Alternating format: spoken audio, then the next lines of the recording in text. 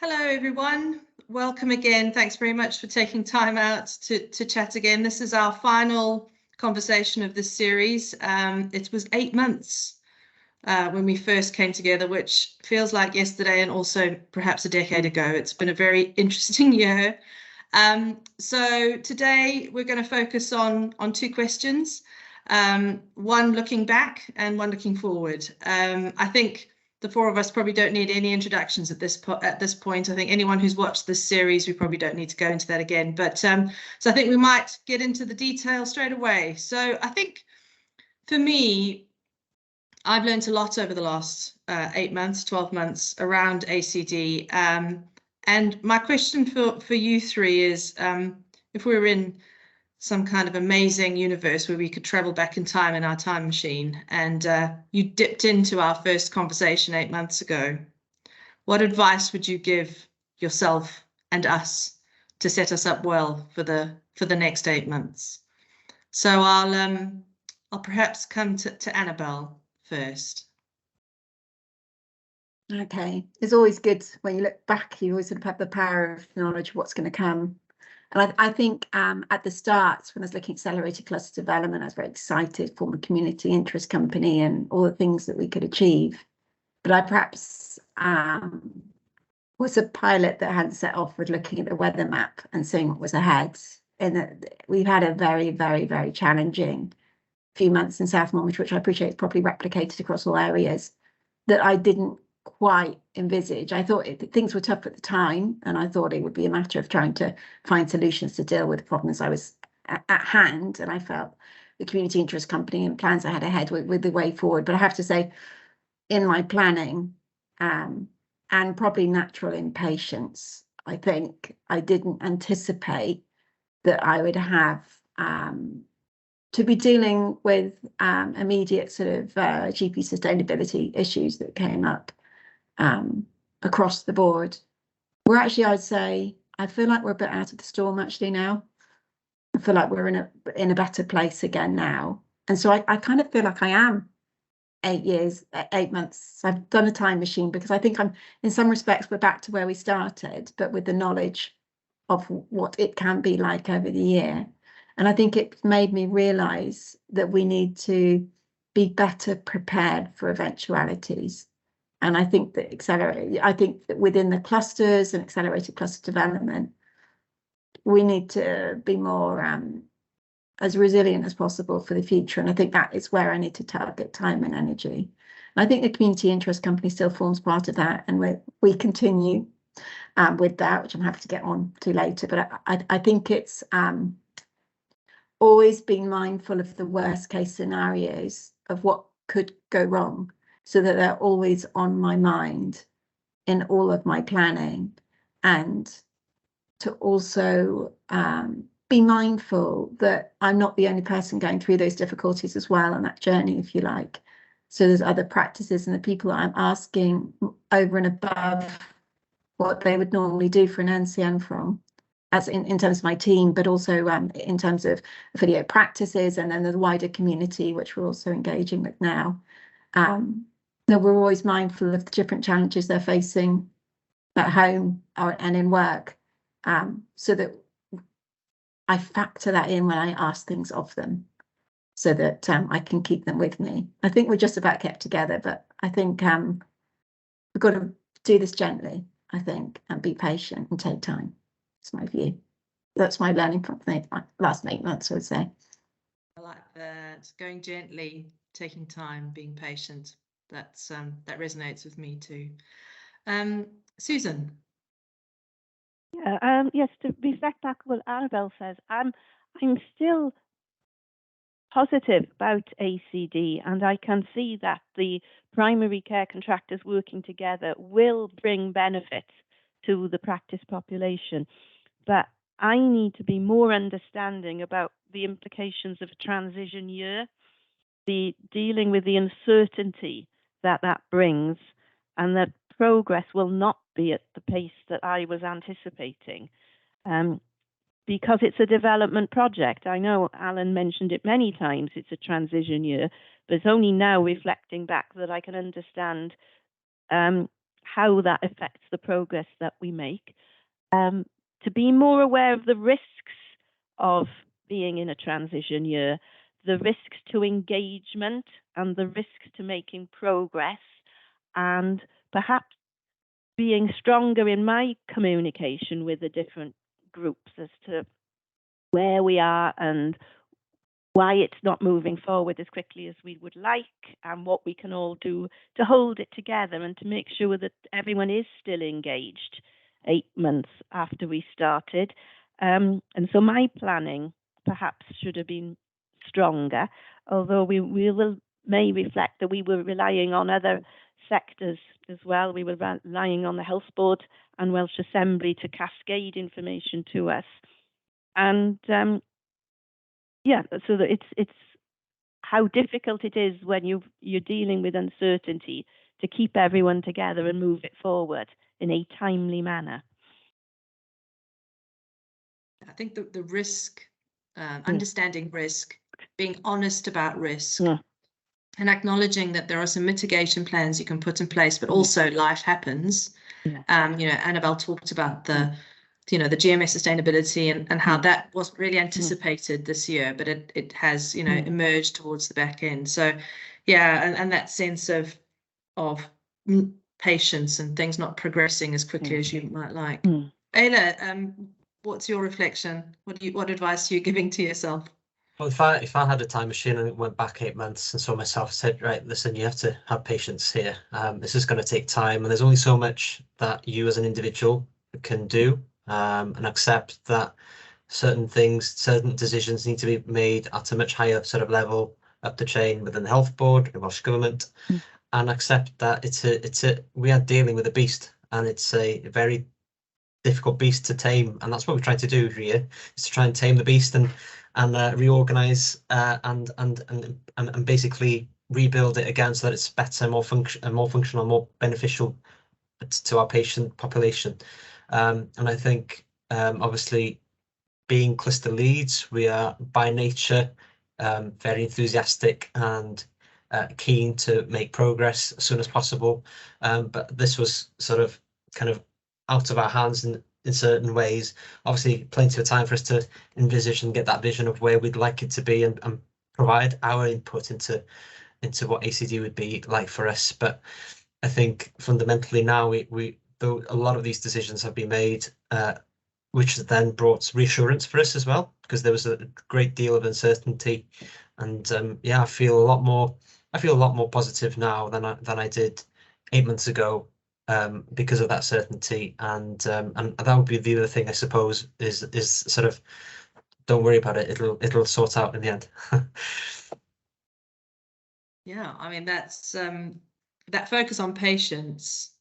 So understanding, what can I influence, what do I have, what's my circle of influence, what are the things that I can make a difference around, focus on that, and that trusting, and then, well, everything else will have to sort itself out. We can't, that sense of there's only so much that one person can do. I would add to that, so there's only so much that a collective can do as well. Yeah. And I think there's something about the network and that peer support over the last 8 months where we've been able to kind of share, whereas perhaps if the network didn't exist, then maybe you would have been sitting on your own, perhaps just with your geographical peers, kind of trying to muddle this through.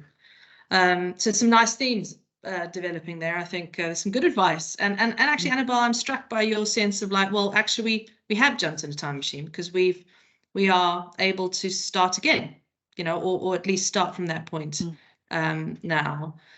So that is a nice point to then ask the next question, which is, what is your focus? So what is life going to be like for you now into the next 3 to 6 months as a cluster lead, or indeed as a collaborative leader? It'd be interesting to hear kind of how that's all shaking out in your particular areas in terms of the role changes and things. So maybe Eilir, I'll come straight back to you then. So looking ahead with your positive kind of sense of the future, what does the next few months look like for you? So for me, it's sort of really embarking on this new structure that we've got, particularly in this area that I'm working in Northwest Wales.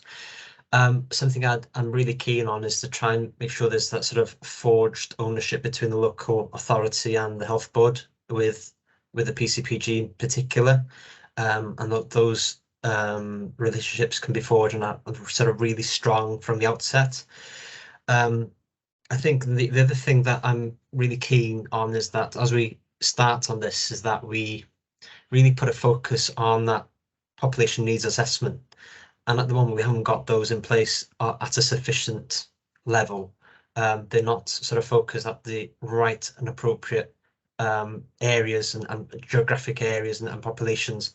And I really would like to make sure that we prioritize that, so that when we progress, that we can do so as professionally and as well informed as possible. And then, of course, making sure that we've got the evaluation and analysis capabilities to make sure that that's done properly. And then sort of in tandem with that is try and make sure that we've got that support from Public Health Wales. I think that's going to be crucial for the success of the clusters. If they've got so much expertise in this in terms of engagement with the population, and I think at the moment that's kind of lacking in terms of where we are at the moment. And I think over the next 3 to 6 months, I really want to sort of see them sort of become a bit more visible in the process. That's really interesting. So that idea of there's a relationship element, but then there's some pretty granular bits of number crunching and understanding need that needs to be done, and then something about, you know, that support, really leaning into the skills and capabilities across the whole system, rather than feeling isolated and having to now pick this up on your own in a new role. That's really interesting. Susan. Yeah, well, certainly the cluster as it is envisaged going forward will really start to come together now in April, because we're hoping we'll see Holtam leads starting to come. We've already got a third sector coming and the community pharmacy, so you can see the vision pulling together. So that will be my April focus. We're working on getting a GMS lead for the collaborative. We've had a new guidance from the health board, so I'm optimistic that we'll get that post filled. We really also need to fill our admin posts. The health board are going out for CD cluster development managers, and that will be crucial to helping the leads think in the strategic way rather than getting bogged down in the detail of organising meetings, minutes, agendas and things, so we can help that. We also need to work through roles, who's responsible for the different projects. For example, the cluster pharmacist, will that go with the collaborative or will it stay with the cluster lead? So we've got lots of things to sort out in terms of responsibility, and that will also link into the pan-cluster planning group. We are getting to grips with their role. The individuals are getting to grips with their role and influence, but I certainly see that over the summer as crystallizing so that we have clarity on the different levels within the new structure. And also, I think we need to look at how we mainstream projects now, because we don't want our budgets being taken up with ongoing commitments. We want to try and free up the budget so that as the new collaboratives come in, everybody can start to work with the budget that we've got. And Susan, in terms of your role as a non-clinical cluster lead, how is that panning out in the transition? It's interesting. I'm now the only non-clinical cluster lead. I get a lot of support from the health board, and that's going to continue now to the role. I see the role very much as the facilitator. It's useful if you've got GP clinical experience, but you also bring different but equal skills into it. So, and it's very, as I say, facilitating the meetings, pulling the different groups together. That's going to be my role for as the cluster in its new form, inverted commas, gets going now over the summer. Right, wonderful, thank you. Yeah, that's it's interesting to hear your focus, compared to Eilir. So talking much more about kind of the structure of how things are going to be working, and I think it's I think all of these things will be happening across the different clusters. It's just in terms of kind of where your focus is, and that idea of mainstreaming projects. I know that, you know, trying to understand how the new budgets are then spent and what do you do with the current budgets, and all of that feels like something that is really important to focus on over the next few months. Finally, yeah, to Annabelle. Okay, I've been scribbling in the background, just thinking. I guess the sort of headline, because I've always been talking about as a community interest company, now named Wild Orchid Wellbeing. We have drafts of incorporation that have now been approved. We're just sourcing directors now, and it's like I said, it's been much slower than I probably initially anticipated, and I think it will continue to be slow because we need to go at the speed of everyone that's comfortable. And I also think those that join have to be confident as directors that this isn't going to be overwhelming in terms of workload, and so we need to make sure it's sort of paced. So yeah, we're going to look to meet as new directors. We're going to have a directors workshop, and then look to get the articles incorporated, along with decide on a sort of brief business plan. I'm looking at something small, I think, initially, that's going to be sort of achievable, and then looking to build from that. So I think the main kind of sort of, I always think you sort of give yourself, manage expectations here. I think I'll say if we can have the KIC incorporated and being with a panel of directors by the end of the end of next year, I'll be happy. And anything beyond that, you know, as I say, it's so unpredictable. Sometimes you think it's going to, that's all you'll achieve, and actually something will just land at the right time. That's what I find with this job. Sometimes it's just how it lands. So who knows with the KIC. Otherwise, I have, Susan's alluded to the issues with budget tie-up. Actually, a vast majority of my budget for various reasons has been released, essentially.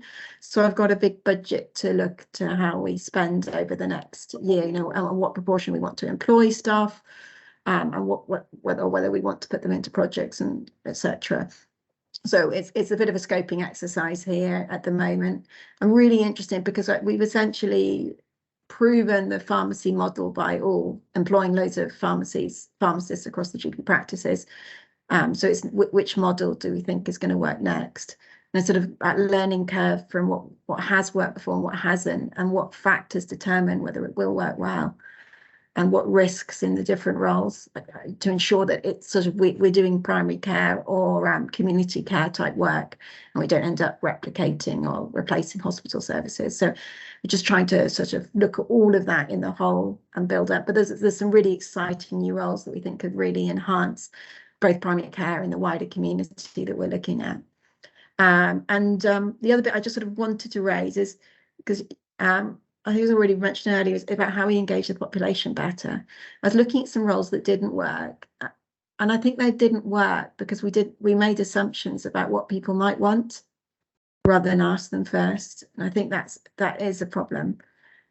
And sometimes also when you ask somebody when they're well what they might want, they might give a different answer when they're unwell as well. And I'm just trying to work out how we collect that data, and how we use it to constantly kind of check what we're doing and check it's working. So entirely the gap for me remains the kind of data element of it, the constant cross-checking. I think we're good at getting things going, but maybe not always good at checking that they're working, and also closing them down if they're not. And I think that we have a responsibility as cluster lead. So those are my sort of goals for the year, essentially: new budget, new projects, but ensuring that we've got robust systems in place to ensure going forward that the roles are working. We're checking with people first. Yeah, I think that idea of the different roles, and I think even right at the beginning of our work together as a network, we talked about having the autonomy to do the things that you felt your community needed, but also not doing the things that weren't working anymore. But actually you don't know that if you haven't got good data and constant evaluation and understanding impact. So that certainly feels like that resonates in terms of what we've done over the last year. Well, it's been a pleasure. as always, spending time with the three of you, and it's been so nice to have the opportunity to keep this going over the last 8 months. My reflections are that, you know, this sense of peer support and having the magic that happens when you just get a few people in the room to talk about something that they, you know, that they care about, that's shared purpose. It never fails to amaze me, and I think hopefully people watching this will have a similar experience, being able to kind of, you know, relate to some of the challenges and some of the solutions that the three of you have worked through over the last 8 months. So thank you again, and best of luck.